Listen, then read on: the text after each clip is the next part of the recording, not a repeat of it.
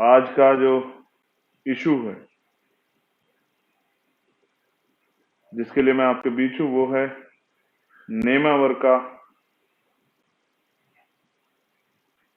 जो जघन्य अपराध हुआ है। मैं उसकी सच्चाई जो कल वहां जाने के बाद मुझे पता लगी वो मैं आपसे शेयर करना चाहता हूँ, क्योंकि बड़े मजाक का इशू मुझे ये मजाक ही लग रही है। एक परिवार के 5 लोगों की हत्याएं होती हैं और लोगों को कोई खबर ही नहीं, लोगों को कोई फर्क ही नहीं पड़ रहा है, लोगों को कोई गुस्सा ही नहीं है,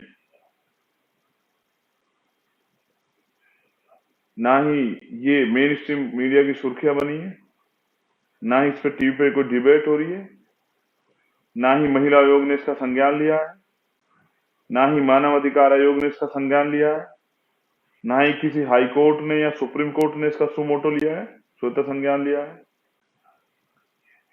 ना ही इस पे देश में कैंडल मार्च हो रहा है, ना ही इस पे कोई और आंदोलन हो रहा है,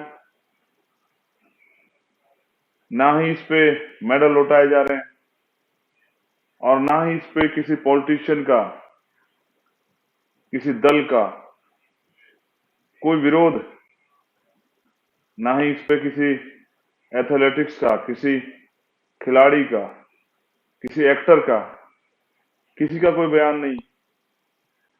बिल्कुल, इसलिए मैं इसे मजाक समझ रहा हूं, क्योंकि जब मैं कल परिवार से मिला तो उन्होंने बताया, और मैं ये बात इसलिए रख रहा हूं कि आप बहुजन समाज के लोग विश्वास करते हैं भीम आर्मी पे, आजाद समाज पार्टी पे, हम अपने कार्यकर्ताओं पे आप विश्वास करते हैं और उस विश्वास को हम लोग टूटने नहीं देना चाहते। लेकिन मैं सोच रहा हूं कल से कि इतना बड़ा मामला हुआ, चुप क्यों है लोग? एक गाय के नाम पे बवाल हो जाते हैं, लेकिन इंसानों की हत्या हुई है, 5 लोगों की जान गई है, जिनमें 3 बच्चियां हैं और एक बच्चा है और एक माँ है। क्या दोष है उनका? क्या वो आदिवासी, ये उनका दोष है? क्या वो वंचित वर्ग बहुजन समाज से आते, ये उनका दोष है? या फिर उनका दोष है कि वो पैदा ही क्यों हुए थे? क्योंकि एक ना एक दिन तो ऐसे वैसे दरिंदों का शिकार उनको होना ही था। तो इस देश में बेटियां क्यों पैदा हुई? और बेटियां पैदा होना ही गुनाह है क्योंकि कल उनके शरीर को नोचने वाला कोई इंतजार कर रहा है। देखिए, मैं सीधे नेमावर पे बात करूंगा, और जरूरी भी है उस पर बात होनी, क्योंकि अगर बात नहीं होगी तो दुनिया में रहने वाले जो लोग मुझे सुनते हैं उनको कैसे पता लगेगा कि भारत में क्या हो रहा है। मैं ये नहीं कहता कि ये बिल्कुल नया है, हमें ज्यादा गुस्सा आना चाहिए, लेकिन मैं ये भी समझता हूं कि अगर हम अन्याय अत्याचार पे चुप रहे तो बाबा साहब अम्बेडकर कहते हैं कि बकरी किसकी दी जाती है? नहीं, बलि किसकी दी जाती है? बकरे की, शेर की कोई बलि दी जाती। तो अगर हम बकरे बन के ये देखते रहे, चुप रहे, तो कल हमारी बलियां दी जाएंगी, कल किसी और परिवार के साथ होगा, किसी और बहन को के साथ ये होगा। तो हमारा मीडिया तो यही है जिस पे हम बैठे हैं, और हमारे मालिक तो आप लोग हैं जिनको हम सुना रहे हैं, जिनको पता होना चाहिए कि निम्बार में क्या हुआ है। एक परिवार जो किराए पे रहता है,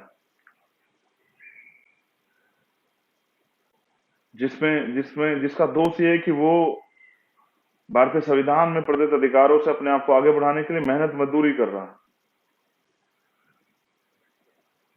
और कुछ लोगों को ये रास नहीं आता है।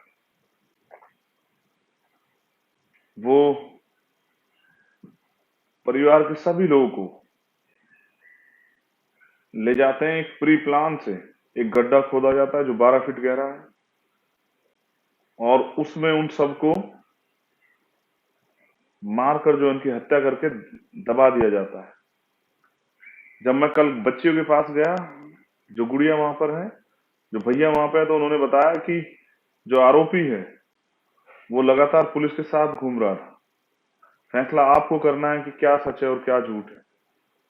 वो पुलिस के साथ घूम रहा था। पुलिस के पास जब पीड़ित परिवार जाता था तो वो कहता था कि ये है तो ये घूम तो रहे हैं साथ। उस बिटिया को कहता था कि आप वापस चले जाओ इंदौर काम पे, और भैया को कहता था कि तुम आप गोवा चले जाओ काम पे। और यहाँ वो जो परिवार के लोग कहीं गए हैं तो उनको ये ढूंढ देंगे अपने आप। ये जो जो बाद में जिसने ये सब घटनाक्रम को अंजाम दिया, वहां का पुलिस प्रशासन कहता है कि ये ढूंढ देंगे इसको, आप चले जाओ अपने काम पे। वो कहीं घूमने गए होंगे। एक परिवार 47-48 दिन गायब रहता है, किसी को कोई खबर नहीं होती, कोई चर्चा नहीं करता, कोई धरना नहीं होता, कोई आंदोलन नहीं होता।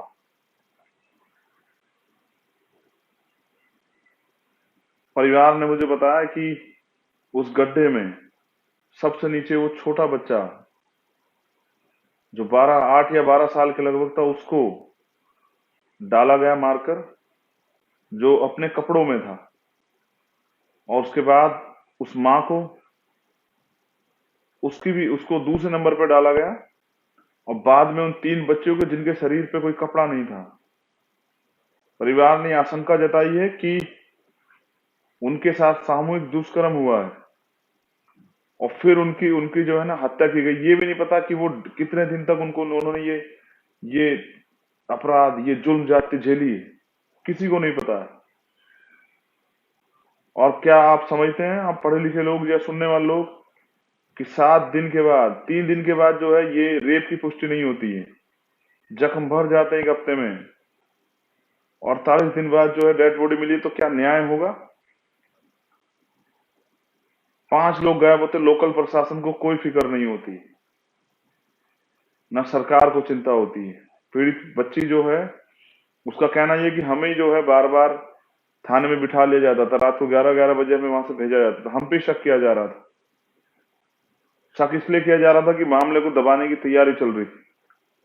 वो तो धन्यवाद देता हूं वहां की लोकल मीडिया का और उन यूट्यूब चैनल का और उन साथियों का जिन्होंने इस आवाज को हम तक पहुंचा दिया और जिन्होंने इस आवाज को वहां से उठाया। ये जो शक मैं आपके सामने जाहिर कर रहा हूं, बहुत बड़े बड़े लोगों की गर्दन फंसी हुई है, बड़े बड़े सफेद पोश, बड़े बड़े अधिकारी, उन आरोपियों को बचाने के लिए। तो जब मैं गया और मैंने उस परिवार को सुना, मैं तब से तकलीफ में हूं। और वहां के फिर मैंने कार्यकर्ताओं से चर्चा की रात को 2 घंटे की भाई इस न्याय की लड़ाई को मजबूत करना है, ताकि दोबारा देखिए जो घटना हो चुकी वो वापसी नहीं हो सकती, लेकिन मैं भी समझता हूँ, लेकिन मैं समझता हूँ भविष्य में किसी के साथ ऐसा ना हो, तो हमें मजबूती से इस लड़ाई को लड़ना है। और मैं आपके सामने इस पर चर्चा इसलिए कर रहा हूं क्योंकि कोई मीडिया चैनल इस पर डिबेट नहीं कर रहा है, कोई उनका स्टेटमेंट नहीं ले रहा है। तो मुझे उनकी आवाज बन के आपके सामने बात रखना पड़ रही है कि मैंने कल भी कहा कि वो तेजाब, वो यूरिया, वो नमक डाल के जब उन परिवारों को जला गया है, उस परिवार को, हमारी बहनों को, वो उनके ऊपर नहीं, वो यूरिया और तेजाब हमारे शरीर पे, क्योंकि वो हमारा परिवार था, वो हमारे ऊपर डाला गया है। हमें तकलीफ होनी चाहिए, हर उस व्यक्ति को तकलीफ होनी चाहिए जिसके घर में बहन है, बेटी है, माँ है, भाभी है, चाची, सबको तकलीफ होनी चाहिए। लेकिन देश में तकलीफ नहीं है, क्योंकि उनके लिए ये दलित, आदिवासी, पिछड़े, अल्पसंख्यक लोग, इनके साथ तो ये रोज होता है। ये तो पैदा इसलिए हो कि इनके साथ ये हो, तो इनके मरने पे क्यों रोना है? ये तो कीड़े मकोड़े, इनका कोई जीवन थोड़ा ही है। इनको तो भारतीय संविधान से थोड़े से अधिकार मिल गए, वरना ये कौन लोग हैं? इनको तो जीने का अधिकार नहीं है, अच्छा खाने पहनने का, सोने का अधिकार नहीं है, मकान बनाने का अधिकार नहीं। इनको इनके मरने पे भी, इनके साथ हत्या, रेप होंगे, इनके पे भी क्यों हल्ला हो? इस पे तो सन्नाटा रहना चाहिए। ये तो कुछ लोगों का जन्म से अधिकार है कि इनके साथ ये किया जाए। लेकिन मैं ये समझता हूं कि अन्याय करने वाले से ज्यादा अन्याय सहने वाला दोषी होता है। हम लोग हर घटना पे चुप हो जाते हैं। वो चुप्पी इंतजार है दूसरी घटना को होने का। और हम लोग ये सोचते हैं इस घटना से हमारा क्या है, ये हमारे परिवार के साथ थोड़ा ही हुआ है। आप लोग समाज में रहते, एक सभ्य समाज में, बहन बेटी किसी की हो, ये जुल्म ज्यादती किसी के साथ हो, तकलीफ होनी चाहिए। इसलिए हमने तय किया है कि सभी जिला मुख्यालयों पे हमारी यूनिट और वहां जो और साथी संगठन है उनके साथ मिलकर आंदोलन किया जाएगा। कब तक ये मेन स्ट्रीम मीडिया और ये गूंगी बहरी सरकार हमारी आवाज नहीं सुनेगी? मैं तो कल ये भी चैलेंज करके आया हूं कि अगर एक हफ्ते में मुख्यमंत्री परिवार से मिलने नहीं आते और वो सीबीआई जांच की घोषणा नहीं करते, क्योंकि जैसा मैंने आपको बताया कि इतने लंबे समय तक इस मामले को दबा के रखा गया, छिपा के रखा गया, और उसके बाद पीड़ित परिवार डर के साए में है, परिवार पलायन करने की बात कर रहा है। ऐसे समय में अगर हमने इस लड़ाई को नहीं लड़ा तो लोगों का न्याय से भरोसा उठ जाएगा, लोगों का काम करने वाले लोगों से भरोसा उठ जाएगा, लोगों का आंदोलनकारियों से, संघर्षशील लोगों से विश्वास उठ जाएगा। तो वहां की भीम आर्मी और आजाद समाज पार्टी की यूनिट ने तय किया है कि आने वाले समय में वो जिला मुख्यालयों पर धरना देंगे, 1 दिवसीय धरना। फिर विधानसभा घेराव होगा, फिर मुख्यमंत्री का घेराव होगा, उसके घर का घेराव होगा। और क्योंकि साइकिल यात्रा उत्तर प्रदेश में चल रही है, बहुजन साइकिल यात्रा, तो मैंने भी ये तय किया कि अगर वहां की यूनिट कहेगी मुख्यमंत्री तब भी नहीं सुनेंगे तो नेमावर से ही भोपाल तक अपने साथियों के साथ पैदल मार्च किया जाएगा। किसी भी कीमत पर अन्याय बर्दाश्त नहीं किया जाएगा। देखिए, लोकतंत्र और न्याय प्रणाली इसलिए है, संविधान इसलिए है कि जिस व्यक्ति जो पीड़ित है वो संतुष्ट होना चाहिए न्याय के मामले में। तो जब पीड़ित परिवार ये मांग कर रहा है तो मुख्यमंत्री क्यों नहीं इसकी इजाजत दे रहे हैं? क्या किसी को बचाया जा रहा है? क्या किसी को छिपाया जा रहा है? क्या किसी सफेद पोस्ट की गर्दन फंस जाएगी? और सीबीआई जांच भी सुप्रीम कोर्ट के जजों के निर्देशन में, जिससे कि स्टेट गवर्नमेंट जिसने अब तक न्याय नहीं दिया वो इस न्याय को बाधित ना कर सके। हमारी तो राजनीति यही है। साइकिल यात्रा छोड़ के मैं इसलिए गया, और अगर मुख्यमंत्री नहीं जाएंगे तो बिल्कुल चला जाऊंगा वापस दोबारा, क्योंकि हम तो हैं इसलिए, हम जन्म इसलिए हैं कि अपने लोगों को न्याय दिला सकें। और एक नारा भी था वहां कि एक तीर एक कमान, SC ST एक समान, सारा बहुजन एक समान। और बहन बेटियों के मामले में बाबा साहब अम्बेडकर ने हमें संघर्ष करना सिखाया है।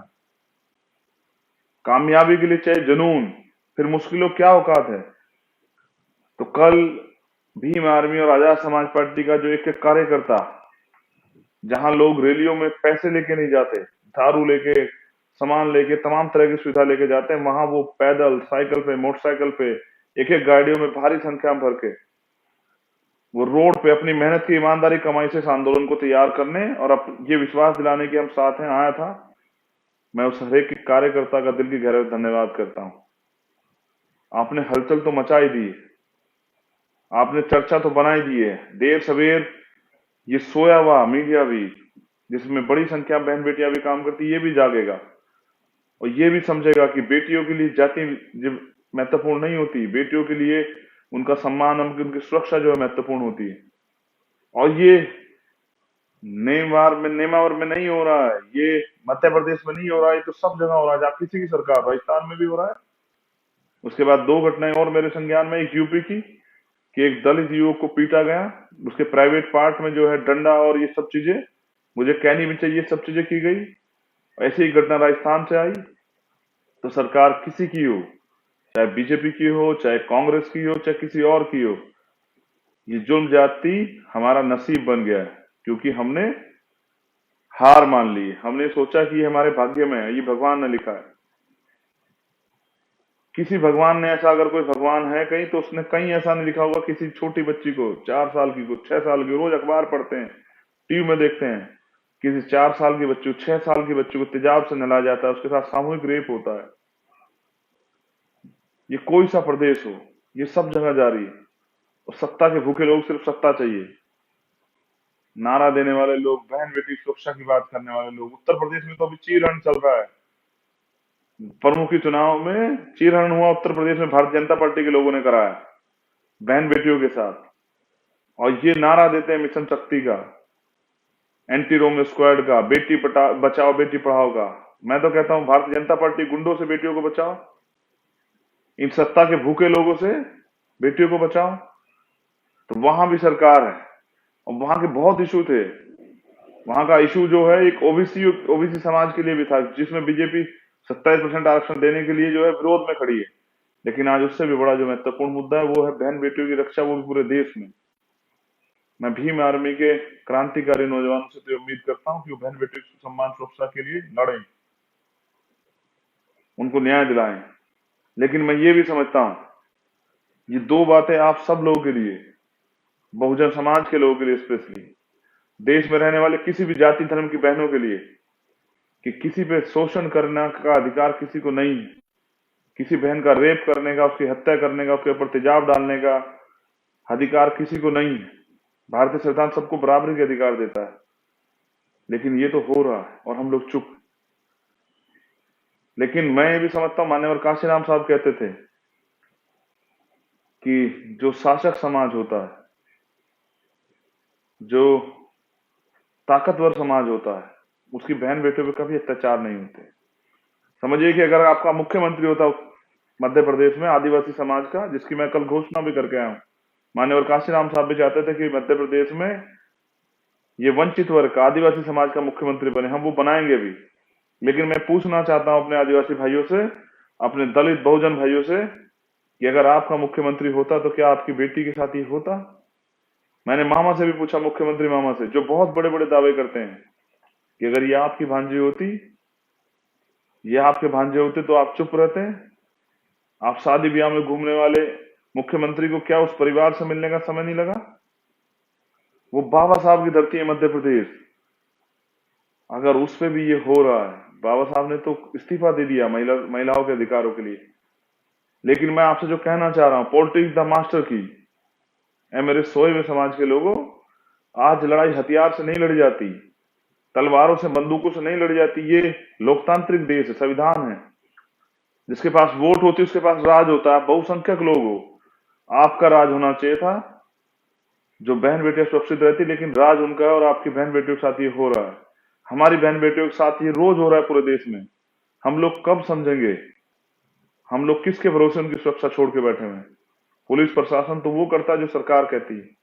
हमने हाथरस में देखा कि हमारी बहन को अपमानित करने का प्रयास किया गया, उसको इसके चरित्र पे जो है उंगली उठाई गई, और पहले न्याय नहीं दे रहे थे, पंचायतें हो रही थी। जब सीबीआई जांच हुई तो उन आरोपियों को अभी वो जेल में है। तो मैं ऐसा ही न्याय जो है मध्य प्रदेश में भी चाहता हूं, और अपने कार्यकर्ता पदाधिकारियों से, अपने जो साथी लोग वहां रहते हैं उनसे कहना चाहता हूं कि आज लड़िए, कल की चिंता मत कीजिए। आज जो हो रहा है उसको रोकिए, जिससे कि कल का जीवन सुधर सके, भविष्य सुधर सके। इसलिए आज संघर्ष को आयाम दीजिए। सब चुप बैठ जाएं, आप चुप मत बैठना। तैयारी करके, मीटिंग करके, हमारे कार्यकर्ता पदाधिकारी, हमारे जिले की यूनिट, हमारे विधानसभा की यूनिट, हमारा एक एक कार्यकर्ता संकल्प ले कि जब तक उस परिवार को न्याय नहीं मिलेगा तब तक हम लोग चैन से नहीं बैठेंगे। और ये आंदोलन तो अब दिल्ली भी आएगा। दिल्ली में मध्य प्रदेश भवन का घेराव होगा, और मैंने ये भी कहा कल कि हम 2 अप्रैल भी दोहरा देंगे बलिदान के लिए। जब हम अपने SC/ST एक्ट के लिए सड़कों पे आके बलिदान दे सकते, तो बहनों के सम्मान में तो अपनी जान भी दे देंगे। हमने यही सीखा अपने गुरुओं महापुरुषों से। हम तो गुरु गोविंद सिंह जी को मानने वाले लोग, हम सरदार भगत सिंह को मानने वाले लोग, हम सतगुरु रविदास जी को मानने वाले लोग, हम बाबा साहब अम्बेडकर को मानने वाले लोग। हम तो महिलाओं के, अपनी बहन बेटियों के सम्मान के लिए अपने जान को, प्राणों को जो है किसी भी समय बलिदान करने के लिए तैयार। लेकिन अगर इस तरह से नोची जाएंगी बहन बेटियां, तो आपकी जवानी का क्या फायदा है?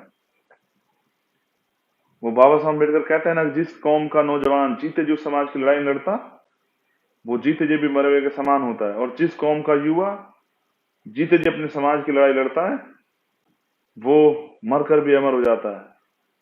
हम क्यों तैयार नहीं है इस लड़ाई को लड़ने के लिए? क्या हम भी धोखेबाज हो गए, या हम भी सिर्फ लालच, सत्ता और तमाम चीजों के लिए अपने लोगों को बेवकूफ बना रहे हैं? नहीं, ये हमारा काम नहीं है। हम तो सिद्धांतिक लोग हैं।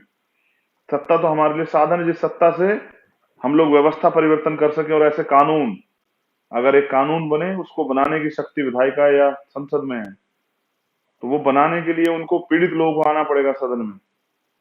मैं फिर कह रहा हूँ, काशीराम साहब कहते थे कि जिनका राज होता है उनकी बहन बेटियों पे अन्याय अत्याचार नहीं होता, उनके बुजुर्गों की पगड़ी नहीं उछाली जाती, उनकी बहन बेटियों को तेजाब डाल के, यूरिया डाल के, नमक डाल के नहीं जलाया जाता, उनकी बेटियों को उत्तर प्रदेश हाथरस में कचरे की तरह नहीं जलाया जाता, उनकी बेटियों को थाना गाजी की तरह जो है, चूरू की तरह, वहां उनके सामूहिक हत्याएं, रेप नहीं होते हैं, उनके नखून नहीं खींचे जाते हैं। मैं कहाँ का जिक्र करूं और कहाँ का ना करूं, पूरे देश में किसी, कोई स्टेट हो, किसी की सरकार हो, हमारे हिस्से में सिर्फ अन्याय, अत्याचार, अपमान लिखा है। और ये बदला जा सकता है अगर हम लोग प्रयास करें, अगर हम लोग संकल्प लें कि हम इस गुलामी, इस बेबसी, कमजोरी की, इस अपमान की जिंदगी को नहीं जिएंगे, और जिएंगे तो स्वाभिमान सम्मान के साथ जिएंगे, अपना राज स्थापित करेंगे। मैं मध्य प्रदेश के साथियों के धन्यवाद के साथ ये कहना चाहता हूं कि जो कल जोश आपने दिखाया था, जो काबिल तारीफ था, वो टूटना नहीं चाहिए। और अगर आपकी आवाज से ये मुख्यमंत्री ना हिले, इसकी कुर्सी ना हिले, तो फिर पैदल मार्च करेंगे उस घर से, संकल्प लेके, चाहे हमारी जान क्यों न चली जाए। पैदल मार्च करेंगे, मुख्यमंत्री आवास का घेराव करेंगे, विधानसभा घेराव करेंगे, वहीं बैठ जाएंगे, सड़कों पर रहेंगे, मर जाएंगे, लेकिन किसी परिवार के साथ ऐसा ना हो, और जिस परिवार के साथ उसको न्याय मिले, उस संकल्प के साथ हम लोग मैदान में उतरेंगे। मैं फिर आपसे अनुरोध करता हूं, ये सारे अधिकार, लड़ने का अधिकार, बोलने का अधिकार, सम्मान जीने का अधिकार संविधान से मिला है। ये आरएसएस, भारतीय जनता पार्टी के लोग इसको खत्म करना चाहते हैं अपनी संविधान की सुरक्षा के लिए। बाबा साहब अम्बेडकर की दोबारा हत्या ना हो, क्योंकि बाबा साहब अम्बेडकर ने कहा कि मुझे मेरे जाने के बाद मरा हुआ मत समझना, जब तक संविधान जिंदा मैं आपके बीच जिंदा हूं। उस संविधान की सुरक्षा के लिए हमारे लोगों को मेहनत करनी चाहिए, क्योंकि सत्ता संघर्ष से प्राप्त होती है, और सत्ता वो साधन है, जैसे बाबा साहब अम्बेडकर का, पॉलिटिक्स द मास्टर की, सारी समस्याओं की चाबी है सत्ता। तो सत्ता अपने हाथ में लीजिए और परिवर्तन कर दीजिए उन सभी समस्याओं से जिनसे आप अपमानित हैं, जिनसे आप शोषित हैं, पीड़ित हैं। अगर आप आज भी नहीं जागते तो आने वाला कल क्या होगा आप सोचिए। आज संविधान है, राइट्स हैं, तब ये हाल है, कल संविधान नहीं रहेगा तो क्या होगा। तो स्वार्थ को छोड़िए, लड़ने के लिए मैदान में आइए। वो कहते हैं जिस कौम में कुर्बानी देने का जज्बा नहीं होता वो कभी अधिकारों को प्राप्त नहीं करती, और ना भविष्य उसमें भूतकाल में ऐसा हुआ है और ना भविष्य में ऐसा होगा। हर चीज की कीमत चुकानी पड़ती है। अगर आप चाहते हैं ये अपमान ना हो, इसकी कीमत चुकानी पड़ेगी, आपको लड़ना पड़ेगा। हम सब लोग तैयार हैं, आप कमर कसिए। मैं उस परिवार को वचन देके आया, वहां से प्रतिज्ञा लेके आया, संकल्प लेके आया हूं कि जब तक उस परिवार को न्याय नहीं मिलेगा, और वो परिवार अगर खड़ा रहा, वो ना परिवार टूटा, उन्होंने मुझसे वादा किया कि वो टूटेंगे नहीं, तो मैंने तो 10 लोग जो हैं 24 घंटे सुरक्षा में भीम आर्मी के वहां लगाए हैं। मैं वहां की जिला कमेटी का, वहां के अपनी तमाम लीडरशिप का धन्यवाद करता हूं। 10 कार्यकर्ता परमानेंट उस परिवार की सुरक्षा में, यही तो भीम आर्मी है, और इसीलिए तो भीम आर्मी है। हम लोग इसीलिए तो हैं कि अपनी सामाजिक जड़ें मजबूत कर सकें, अपनी गहन तक जड़ें मजबूत कर सकें, अपने समाज को सुरक्षा दे सकें, सरकार के बिना भी सरकार जैसा वातावरण, माहौल दे सकें। मैं दोबारा धन्यवाद करने के साथ ये कहना चाहता हूं, लड़ाई अभी अधूरी, अभी तो लिंगड़ाई है, आगे और लड़ाई। और इस बात को भी याद करो कि जो सरकार निकम्मी है, जिस सरकार में ये हो रहा है, उस सरकार को बदलना है। अपने आंदोलन को मजबूती से धार दीजिए, और जो कार्यकर्ता मुझे सुन रहा है या सुनेगा, मेरे साथियों, चैन से नहीं बैठना है, क्योंकि जिस समाज की बहन बेटियों पे अत्याचार, अन्याय होते, वो सोते नहीं है। और अगर वो सो रहे हैं तो यानी कि वो इस दर्द को महसूस नहीं कर रहे हैं, अपना दर्द नहीं मान रहे हैं। इस तकलीफ को अपनी तकलीफ बनाइए, और वो दर्द यहां तैयार कीजिए। अपनी जबान पे शहद रखिए, अपने दिमाग में जो है ठंडक रखिए, अपने दिल में गुस्सा तैयार कीजिए, और उस गुस्से से संघर्ष की भावना को तैयार कीजिए, और बल तैयार कीजिए। मध्य प्रदेश में के कोने कोने से आवाज आनी चाहिए, और ये भी आवाज आनी चाहिए कि भविष्य में किसी परिवार के ऐसा, इसकी शक्ति भी दिखनी चाहिए। बहन बेटियों को भी तैयार कीजिए कि वो अपनी सुरक्षा स्वयं कर सके।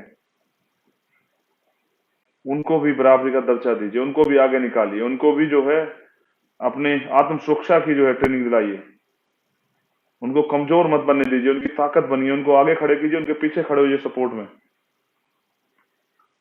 ये जाति का दंश, ये अन्य अत्याचार अपमान का दंश बहुत गहरा है और ये सदियों से है। इसको खत्म करने के लिए सोचिए, अगर आप यही खत्म करना चाहते हैं तो भी तो आपको कानून बनाने के लिए सदन में आना पड़ेगा।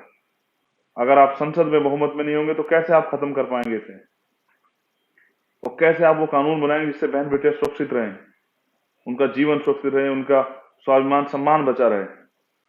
और वो आधी रात में, जैसे पेरियार साहब कहते थे कि वो आधी रात में कुछ मील अगर पैदल घूम लेती है अकेली कोई बहन बेटी, तब मैं इस समाज को मानूंगा कि सभ्य समाज हो गया है, तब मैं मानूंगा समाज का, इस देश का विकास हुआ है। और बाबा साहब अम्बेडकर ने भी कहा, किसी भी समाज का पैमाना, उसकी उन्नति का पैमाना उस समाज में रहने वाली, उस देश में, उस प्रदेश में रहने वाली महिलाओं से मैं मापता हूं। बहन बेटी की सुरक्षा पे खड़े रहिए। मध्य प्रदेश जिंदाबाद, लेकिन जय भीम, हुल जोहार, लेकिन इससे काम नहीं चलेगा। इस मुख्यमंत्री को आपकी ताकत का एहसास होना चाहिए। हर जालिम को, ये सोच रखने वाले हर वैसी दरिंदे को इस सोच का एहसास होना चाहिए कि अगर ऐसा सोचा भी तो उसका परिणाम क्या होगा। ये लड़ाई आपको अपने सहारे पर लड़नी पड़ेगी। जब आप शुरू कर देंगे तो बहुत सारे लोग लड़ने के लिए आ जाएंगे। तो ये देख रहे हैं ना, ये बाबा साहब अम्बेडकर, शिक्षित बनिए, संगठित रहिए, संघर्ष कीजिए। मैं फिर आपसे कह रहा हूं कि ये लड़ाई आपको अपने भरोसे लड़नी पड़ेगी, अपने दम पे। अगर आप अपनी बहनों से प्यार करते हैं, उनका सम्मान करते हैं, उनकी सुरक्षा करना चाहते हैं, और इस गुलामी के, अपमान के, इस दर्द के जीवन से क्या क्या नहीं सहा होगा मेरी उन बहनों ने, और किस तरह के अपमान से नहीं गुजरी होंगी, वो रूह कांप जाती है सुनने के बाद। अगर इस दर्द को अपना दर्द मानते हैं तो सोइएगा मत, तैयारी कीजिए और बताइए कि हम जिंदा कौम। हम सरकार बदलने का नहीं, हम सवेरा होने का इंतजार नहीं करेंगे। हम इस मध्य प्रदेश को इतनी जोर से जो है आवाज लगाएंगे कि सदन में, सरकारों में बैठे हुए नेताओं की, मुख्यमंत्री कुर्सियां कांप जाएगी, अधिकारियों की जो है उनकी कुर्सियां हिल जाएंगी। हम बहुसंख्यक आबादी हैं, फिर भी ये क्यों सह रहे हैं? क्योंकि सत्ता में नहीं है। सत्ता भी हमारी आएगी, राज भी हमारी आएगा, हमारा व्यक्ति का मुख्यमंत्री बनेगा। लेकिन अभी तो अपनी बहन बेटियों की, क्योंकि अभी आप सत्ता में नहीं है, तो अपनी बहन बेटियों की सुरक्षा कीजिए।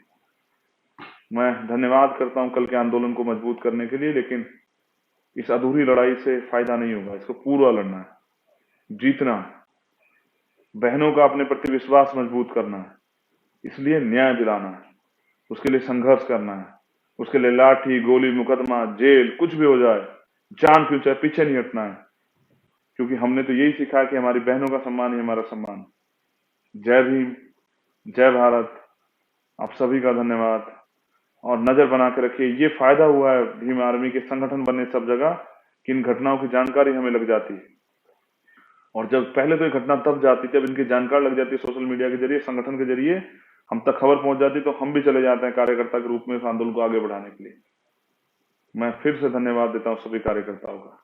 नेशनल दस्तक की आपसे गुजारिश है कि अगर इसको बचाना चाहते हैं तो नेशनल दस्तक को सब्सक्राइब करने के लिए रेड कलर के सब्सक्राइब बटन को दबाएं, फिर बेल आइकन की घंटी दबाएं। नेशनल दस्तक को बचाने के लिए बहुत जरूरी है कि हर खबर को शेयर करें, लाइक करें, कमेंट जरूर करें।